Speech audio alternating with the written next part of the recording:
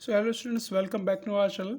आज एक नए टॉपिक के साथ हाजिर हुए हैं, क्वाड्रिलेटरल। ये आपका क्लास 6 to 10th जो भी क्लासेस होंगी उसके लिए इंपॉर्टेंट है। कुछ बेसिक रूल्स हैं, पहले वो डिस्कस कर लेते हैं, फिर आगे आपके जो क्वेरीज है वो भी डिस्कस कर लेते हैं।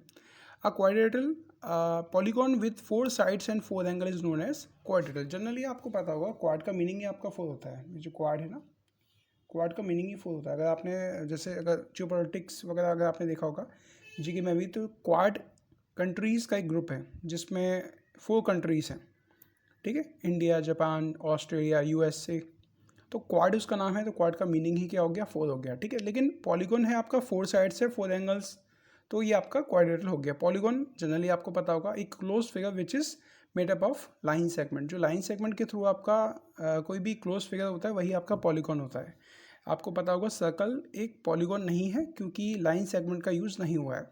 तो sum of interior angle of quadrilateral which is 360 degree. तो आपको पता होना चाहिए कि इंटीरियर एंगल ऑफ क्वाड्रिलेटरल का जो सम होता है वो होता है 360 डिग्री। लेकिन किस प्रॉपर्टी से, आपको प्रॉपर्टी पता होनी चाहिए। तो फॉर्मूला आपको आई थिंक पता होगा कि angle sum of interior of any polygon is n-2 into 180 degree, where n be the number of side. n क्या होती है आपकी, नंबर ऑफ साइड्स होती हैं।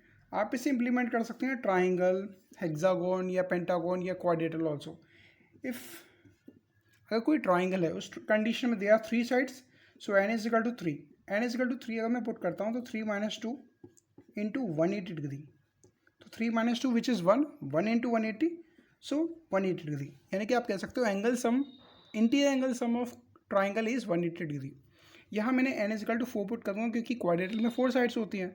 When in a quadrilateral 4 sides are given, that means n is equal to 4, then 4 - 2 into 180 degree. So 4 - 2 which is 2 into 180 degree and which is equal to 360 degree. यानी कि जो आपका एंगल सम होता है interior angles का वो 360 degree होता है। अब आपको पता हो गया, क्लियर हो गया कि ये एंगल आपका कहाँ से फाइंड हुआ है। जनरली स्टूडेंट्स लर्न कर लेते हैं लेकिन ये फॉर्मूले से रिप्रेजेंट होता है आपका, ठीक है। ऐसे ही अगर मैं आपको एक एग्जांपल दे रहा हूँ, मुझे आप कमेंट सेक्शन में बताइएगा कि अगर मेरे पास कोई हेक्सागोन है, हेक्सागॉन्स में 6 साइड्स होती हैं आपकी, तो मुझे बताइए अगर 6 साइड्स अगर आपके पास हेक्सागॉन है तो इसमें sum of interior angles of hexagon क्या होगा, ये मुझे आप कमेंट सेक्शन में बताइएगा। आई होप ये क्लियर हो गया होगा। नेक्स्ट वीडियो आपकी क्वेरीज के अकॉर्डिंग मिलेगा। Thank you students.